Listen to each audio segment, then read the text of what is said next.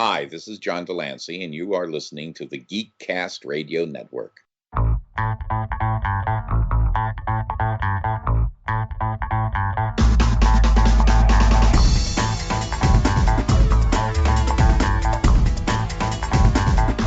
Hello and welcome to another episode of the Cinema Geeks. I am one of your Cinema Geeks, OptimusSolo, and joining me for today's episode is FridleyCent. Hello. Hey, I'm first this time. Yeah. He looked at me and tried to psych me out about it too. Miss HardCandiMandi. Hello. Oh, you remembered me. Yeah, I couldn't forget. And MovieRevolt Dan. Hello. Hey, are we like going back in time? Is this what's happening? I was trying to do something crazy. No. And today we are delving back into the series on video game film adaptations. Yes, we have not finished that yet. We have not given up. We are seeing it through to the end. Today, the film that is up is the year 2010, Prince of Persia, The Sands of Time. Obviously, an American action fantasy film based on the video game series of Prince of Persia games. And this one is directed by Mike Newell and starring none other than Jake Gyllenhaal, Ben Kingsley, Alfred Molina, and a bunch of other people that we will probably talk about at some point during the record. So before we get to the actual movie, Amanda, did you ever play the video game series Prince of Persia? No. Really? That sounds like something that would be up your alley. There was like a whole time period where I did not play video games. And this was in that time period? Like, I just got boobs, so I was like out hanging out with people and stuff. All right. Matt, what about you? Did you play Prince of Persia games? Actually, I did not play Prince of Persia games, but I have played Prince of Persia: The Sands of Time. Excellent. And what did you think about it? I loved the idea of. I always love a game that has a time mechanic. That's if done well, that's one of the funner types of games, if I could say such a sentence. And the fact that it used it had it as a mechanic where it's like, oh, I didn't do well that fight, I'm just going to rewind time a little bit. But then further, it was like, it explained in-game things, like, instead of, like, dying, like, you would almost die, and then you'd just reverse, it would just reverse time for you, so you couldn't die, as long as you had enough sand or whatever. And so, rather than having just continues and game overs and stuff, it used in-game knowledge to explain a thing out of game that's normally not explained. So interesting that we have at least one element there that was clearly in both the game and the movies. Dan, did you ever play the Prince of Persia games? No, I didn't. I didn't have boobs either, but well, not. Unfortunately, maybe it depends. But I did play a lot of video games during that period of time. But I watched people play Prince of Persia, but I myself never did. I don't know why. I had the system, but it was just a game that looks like a fun. I should play that, and then now it's 13 years later, and I still haven't. So right. So Matt, we'll rely on you a little bit. Obviously, there is the time element in both the movies and the games. But from your experience playing Prince of Persia: The Sands of Time, how well does the movie line up with it? I mean, can you tell just by watching it that there's things that remind you of the game outside of it being called Prince of Persia? So, there are a number of elements that are very in common, besides just the sandy dagger, a lot of the jumping off walls and stuff, the very acrobatic combat is very that game. That was, they did a good job of getting the soul of that game. I don't remember, I'm not gonna lie, it's been, a decade since I played that game. I don't remember if the story at all lines up. With this whole invasion of a city, and I would argue probably not. But if they don't, lift the story, which again, I mean, a video game, especially in that era, a video game is 30 to 60 hours long, and so trying to condense that down into 2 hours is pretty rough. So just if they at least grab the soul of it, they did a pretty good job of making it feel like Prince of Persia. Gotcha. It says there was a game that was developed titled Prince of Persia: The Forgotten Sands that was released alongside the film, but it says it was completely unrelated to the first two games, the film or the first two games. It kind of came between the Sands of Time trilogy, I guess. I'm probably speaking nonsense here, but so there was another game that came out alongside the film that had nothing to do with it.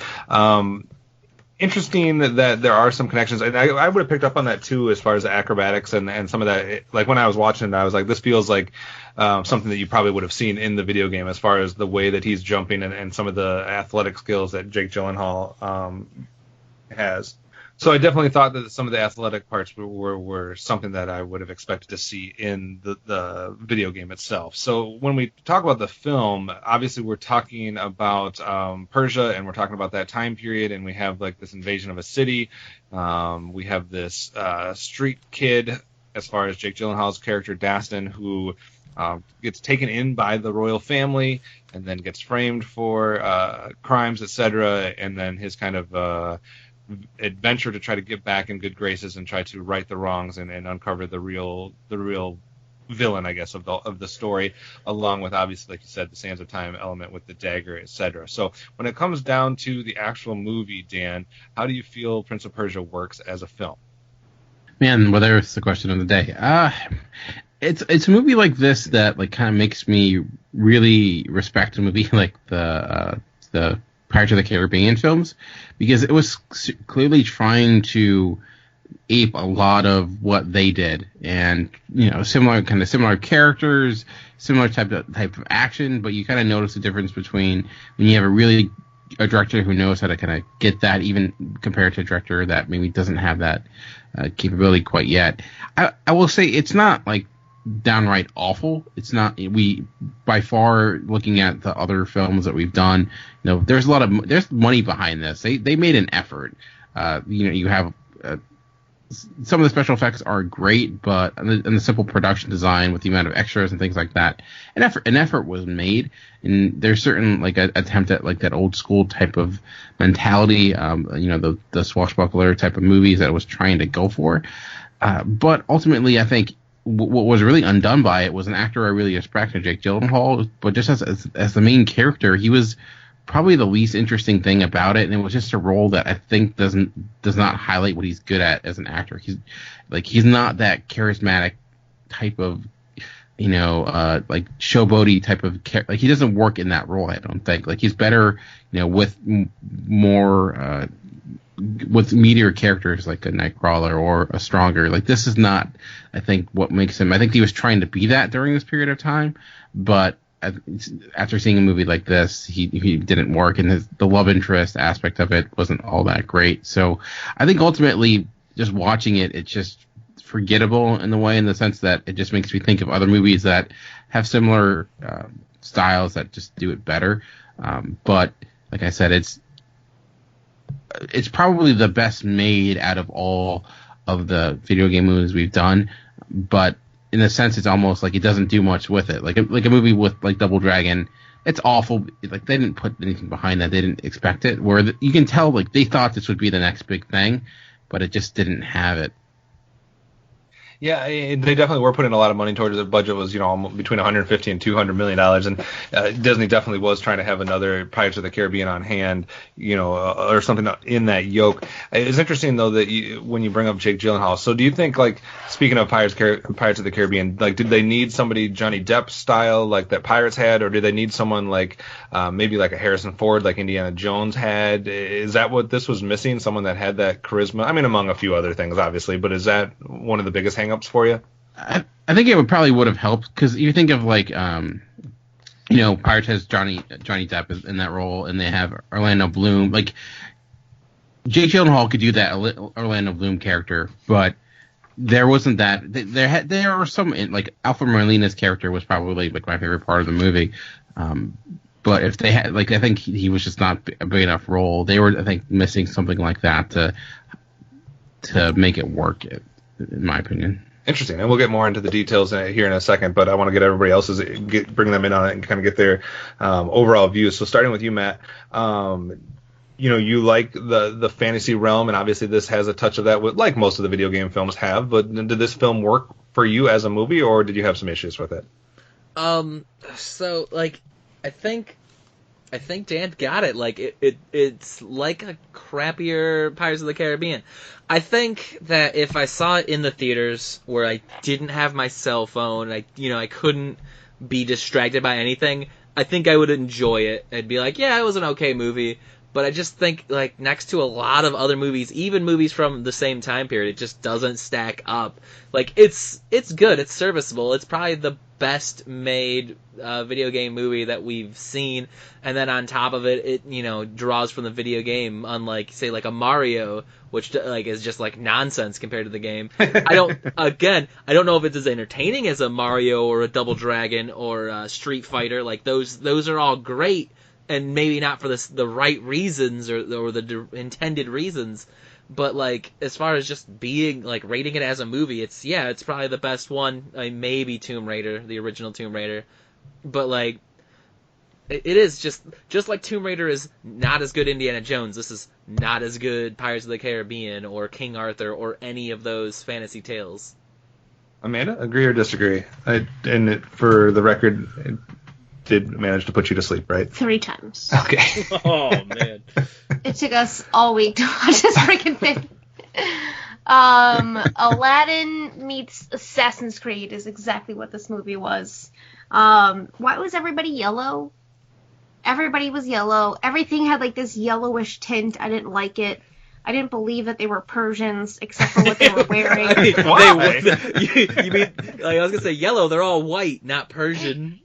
They were all yellow looking. Like, everybody had, like, that was a their jaundice. attempt to make them They all just got real friggin' jaundice for this film. And a lot of eyeliner. And then Jake Gyllenhaal's hairy pits everywhere I turned. It was just insane. And it was forgettable. It did have some really cool production, though. Like we talked about, it had that Disney money behind it. So it benefited from that. And I think Jake Gyllenhaal was okay, but I wasn't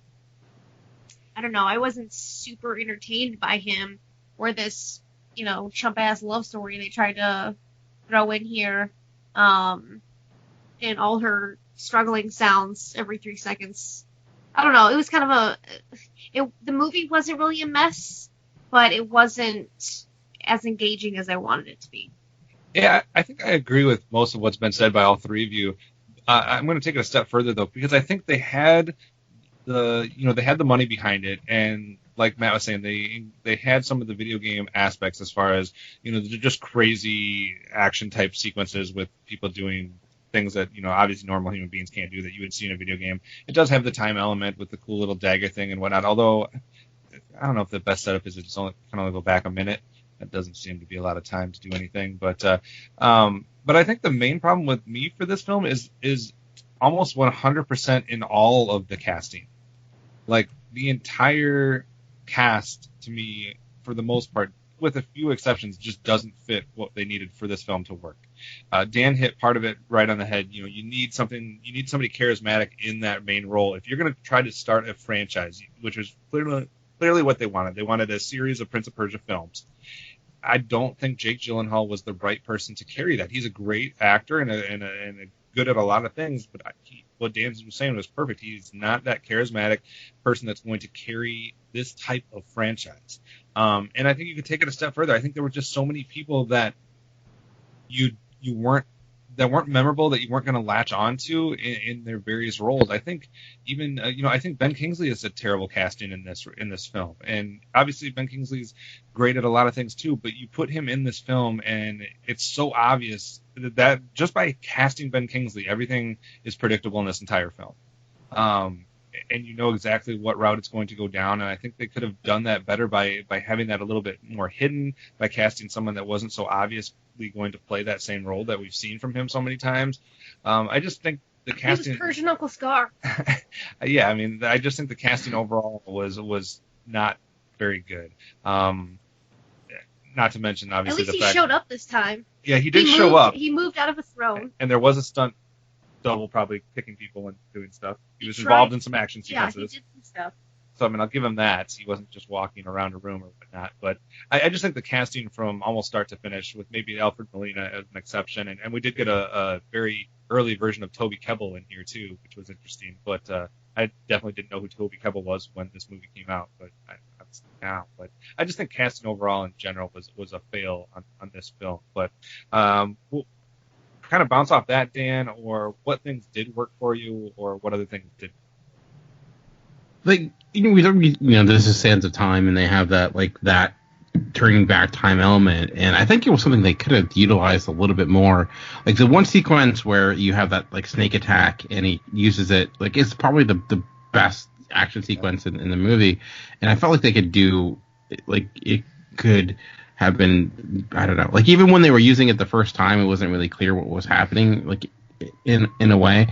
And the action itself, like, you know, this is coming out when, well, parkour is, you know, already really kind of passé, but still, it's basically that. And none of the acrobatics in the movie felt real. They felt like very stagey, like almost wire work. The slow motion when they used it, I think, if anything, hurt it because it just made it seem like slow moving and plodding rather than athletic. So it, like some of those movements where you see him kind of going up things and jumping around it, I don't know. Like we've had movies like, thinking of like the Casino Royale and other, there's like the District B13 films that are utilize that same type of maneuvers and do it a lot more with not nearly the budget this has. And I think like if that's going to be your thing, you can make it work, but it didn't. But you know, we did get ostrich races, so I think that's there's something to say there. I mean, I there was some benefit. I did like not just his performance. I did kind of like Alfred Molina's character. This like the concept of trying to create this story behind his land just to not pay taxes. I don't know. He was very. It was like the one bit of comedic charm that the film needed that like worked for me. But yeah, that's kind of the thing that really disappointed me the most. I thought we'd at least get some interesting action, but all the action was just kind of dull. Alfred Molina's character reminded me so much of what's his name from Indiana Jones and what was that? Brian somebody. But that kind of side character that they need to kind of get them from one place to another, but he you know, instills that comedy and things like that. So, but I did enjoy his character. Matt, anything that worked for you in this film? Oh, like what Dan just said, like the Molina scenes were great. Like I literally texted in a group text I have with a couple of friends, like, man, this movie really picked up when the ostriches showed up, because that whole ostrich like scene was so much fun and so interesting. And I kind of like once he got added, it became a little more interesting because it was a little more of a like that fantasy ensemble bit where it's like, okay, so now we've got like. Now, rather than just having like the unspoiled prince and the spoiled princess or whatever their dynamic is supposed to be, like now we've got like this seedy trader who's funny, and then also we've got this like bounty hunter headsman guy, like who's a running like who's the best warrior in the whole movie, filled with warriors, but is also a running joke. Like, have you heard of these guys? Like, so, like, it wasn't terrible, it just wasn't amazing. I like, too, that there was an element that I never thought of when it comes to, like, desert films or films set in, you know, these types of things. There's a moment where, like, there's a party, like a search party out looking for Jake Gyllenhaal's character. And it's like, hey, we're in the desert, so all we have to do is, like, duck. Like, there's hills, they'll never see us, like we're fine, we can have our little picnic over here and they'll never know we're over here, just duck real quick. So that was kind of interesting. Can anybody explain the ending of this film to me? I don't know if I wasn't paying enough attention, but obviously the film leads up to a climactic showdown between Jake Gyllenhaal and Ben Kingsley and the dagger, etc., and I have no idea what happened. I have no idea what the explanation was for what was happening. So pushing the sword through the wall causes the sand to come out and the time to go back, but you're only supposed to do it for so long. But then there was a tornado, and I don't know why Jake Gyllenhaal went back and Ben Kingsley didn't. I don't know, maybe because he left. Yeah, it was just kind of a mess, and I was expecting Ben Kingsley and him to kind of like go back to the same time, and then like they're trying to like. It becomes Time Cop, because that would be great, but that's not what happened. I was just like, I didn't get it, because like they put it in the wall of the glass, but then he was releasing the end of it so it would come out, and then he stopped it, and then glass was shattering, but it wasn't, and then they went flying off into the edge, and then all of a sudden, like you said, Ben Kingsley was not back in time, but Jake Gyllenhaal was, and now we can make everything fine again. Matt, did you make heads or tails of how that whole thing ended, or was it just like, hey, we need to be at the end of the movie, so let's do this? So she set it up earlier by saying, if you, like, if it's in the glass and you push the button, you could reverse time as much as possible. But if you opened up the dagger while it was in the glass, it would destroy the world. Right. And they started destroying the world at some point. It seemed like they just ignored that setup. Sort of like having a Chekhov's gun that's a pistol and then in Act 3 shooting a rifle. Where it's like, we set up that the guns existed, right? Because, yeah, it did just start to destroy the world, but no one was taking the cap off. Like, I could have seen if, like, Ben Kingsley was trying to unscrew the cap and Gyllenhaal was trying to screw it back on or something. But, like, yeah, like, they established how it worked, and then it worked differently. It's just like, okay, I guess I'll go with it because I want the movie to be over now. Is Ben Kingsley good in any movie? Because, like, it was literally like, they're like, hey, this town is smuggling weapons. I was like, no, it's not. It's Ben Kingsley. Like, I was 2 seconds into this movie, and I was like, no, Ben Kingsley is evil. Like, that's, like, and it's like, I know it's not even this Richard the Great looking dude, like, this King Arthur looking Persian. It's just Ben Kingsley's evil, right? It was weird. Even when he played Gandhi, he turned out to be the bad guy.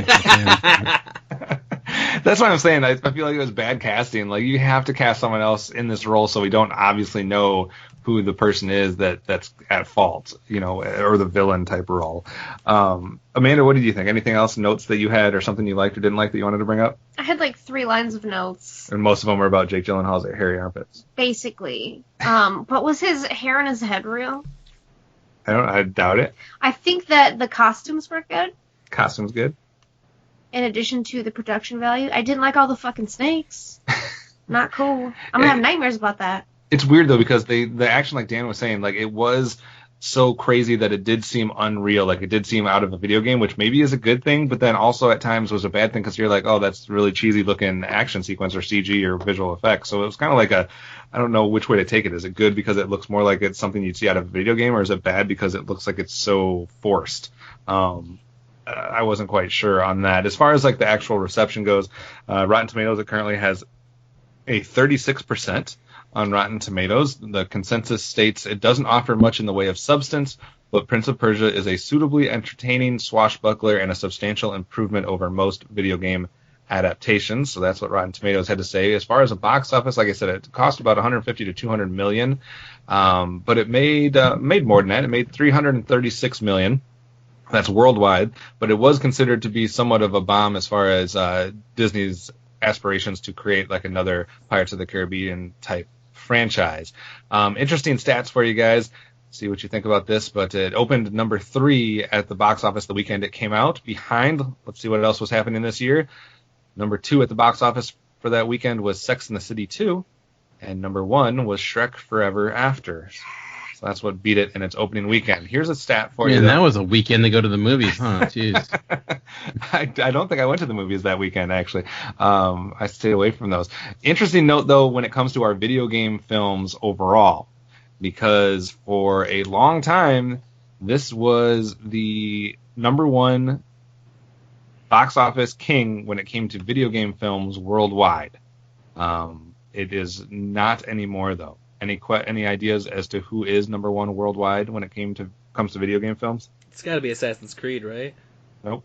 No, it's Warcraft now, right? Because of China. Oh. Yep. Warcraft is currently worldwide at the number 1 spot. Followed, if you're just taking live action, Prince of Persia: The Sands of Time would be number 2 worldwide. Wow. Prince of Persia. Yeah.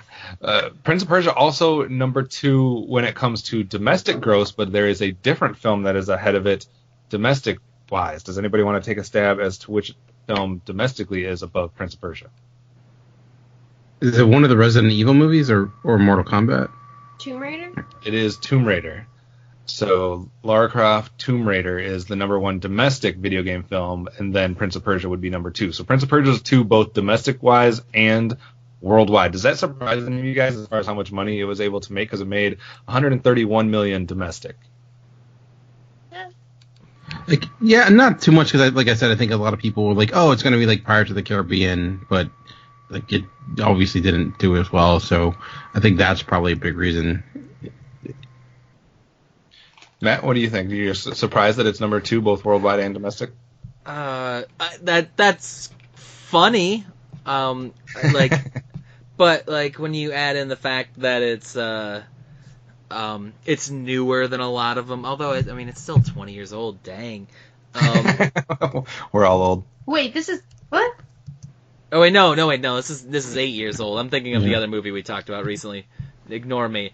But if you consider like what did you say it made? 135 for domestic and about 330 something for worldwide. When you compare that to the King Arthur movie that came out just last year, where like it didn't even make the domestic number worldwide, Right. And it's like that movie was easily as good, and I mean I would say King Arthur has more star power and more appeal than a Prince of Persia game. So like I guess it's surprising on that level because it's not, it doesn't stand out in any way, so I can't imagine people were talking it up to their friends. How about a crazy cross connection between our two series going on currently? Because our latest Kevin Smith episode that was being produced from us and put out live was our Dogma episode. How about in Prince of Persia: The Sands of Time, the fact that Alanis Morissette composed the theme song for the film? So there's a thing. It's all full circle. So let's get closing thoughts and grades for Prince of Persia, and where's it stacking up as we get closer and closer to having to figure out a ranking system for our video game films. Dan, we'll start with you. Oh, no, we're starting with me. Jeez. Okay. One thing we didn't talk about is, like, watching this, I felt legitimately bad for Gemma Arterton. Mm-hmm. Just like I felt like she was being just harassed this entire movie by people, and this, like, the comments that were made towards her from Jake Gyllenhaal to, like, the scene where she's handing out, like, fermented goat's milk or whatever it was. Yeah. And she's, like, being assaulted, and they're, like, laughing at her, like, oh, look at her. I'm like, what did she do? Like, I felt legitimately bad. Like, everyone was just saying, like, just creepy things towards her all the time. I was like, welcome to my world. I did not treat you like Jake Gyllenhaal treated her. No, but everywhere I go, people say creepy shit to me. That's awful. Well, that's awful. You know, you should make them watch this movie. It's Rockford, so. Oh, is that man. part of Wisconsin? Is that no? Hey. No. But yeah, like, and then again, her and Jake Gyllenhaal had, like, legitimately, like, zero chemistry whatsoever. So I at least, like, her character had something to do per se, but ultimately it was just, yeah, man. It's I guess, like, when this just feels like a movie that no one in it really wanted to be a part of. Ultimately, like people did it because they thought, like, okay, like, we need one of these movies. Like, Disney made it because they could care less really about the video game, but they're trying to create another franchise, and it just didn't happen. Like, it felt like no one was there because they really cared much about what they were trying to make. It was almost like, hey, Disney's doing this franchise. We're gonna throw our name in there just in case it's successful, so we can make a bunch of money. But none of us are gonna do anything to make it successful. Yeah. So it just, again, it's like it doesn't feel in an interesting way, and there's something fundamentally I think works. The plot isn't like it's predictable, but it at least is coherent. So I think ultimately it's more like a 6 out of 10 for me, because it's not awful. It's just, you know, if this wasn't a video game movie, probably no one would even think about it, because it'd be among a lot of other films that are just like this. Amanda, what do you think? Any final thoughts on what kind of grade would you give this one? I think I've said everything I need to say about this movie. Not a big fan? I mean, it was okay. It couldn't even keep me awake. So I'm going to give it about a 5. It's just there. I think for me, it's kind of playing that dangerous game, because it's not something that you're going to like because of how bad it is. It's not like it's so cheesy or it's so off the wall and saying that you're going to give it extra points. It's a legit trying to be, somewhat a serious film for the most part, as far as like what it was trying to achieve. So it has that almost going against it, but it is, like Dan was saying, it's probably one of the better made, or maybe even the best made films that we've seen. So for that, I feel like it should be at least in the top half when you're ranking all this stuff. But it fails in some of the ways that could really elevate it. So I think I'm right with Dan. I'm going to give this one a 6. What do you think, Matt? Ooh, like, it's right there. It's middling. Like, it does some things. it does a number of things okay. It doesn't do anything super well. Right. But I mean, I guess just to be that guy, I'm gonna give it a 6 with the other guys. Excellent. So pretty unanimous. 5s and 6s here for Prince of Persia: The Sands of Time. We still have a little bit of time to figure out where exactly it will fall amongst the video game films that we've covered. But that leads us to briefly talk about what's coming up next, guys. Next up on our video game film series is the one and only 2014 film Need for Speed. Amanda, excitement level. Never seen it. Don't know if I should be excited or not. Did you play the game? No. I did play the game somehow, randomly. Not very much. I wouldn't be able to tell you much about it, but I do remember selling the game to people at Target, and I do remember, I think I either watched someone played it or I played it once upon a time. Matt, what's your anticipation level, and did you ever play Need for Speed? I definitely have played it, not high anticipation. Dan, what about you? I don't need it. I don't need it at all. You don't need the speed. I don't need the speed at all. I did play the game. I actually played it recently. I have it for my Xbox One. I have I think the older version for it. I just remember playing it because you could run away from the cops, and before Grand Theft Auto was a thing, and it was a lot more enjoyable than there. But yeah, I remember seeing looking at the previews, thinking this looks like a low-rent Fantastic Four. Jeez, a low-rent Fast and the Furious movie. And don't ever want to see it, but hey, now I am. So there's that. There is that. Originally, kind of side note, this would have been the final movie in our video game film series when we started this out, because it was going to lead us into the movies that were being released that year, which were Warcraft and Assassin's Creed. We didn't quite get through it in time to kind of do that, so I guess we still have to cover those two films, I guess. Maybe we'll debate that off air and see if we want to do that or not. But Need for Speed from 2014 is the next one on the list. So you'll have to let us know if you agree or disagree with our take on Prince of Persia: The Sands of Time as we get very close to wrapping up this video game spotlight. You can also interact with us directly as a show. You can tweet to us at Cinema GeekCast, or if you want to talk to any one of us individual or pose a question to one of us, you can do that as well. Amanda, how would somebody interact with you? At HardCandiMandi, eyes, no eyes. Matt, what about you? I'm at FridleyCent. Dan? I'm at MovieRevolt. And I am at OptimusSolo. So definitely keep those comments coming to us either on the website, Facebook, Twitter, etc. on your thoughts of the video game series. Also keep out on the lookout for the other episode I mentioned as we were going through our Kevin Smith filmography, and we just put out an episode recently on Dogma, so check that out, and keep tuned for some fun things coming up here in 2018 as we kind of venture into some other types of episodes that we'll be giving you guys as well. So that does it for this week. Tune in next time for another chance to listen to the Cinema Geeks.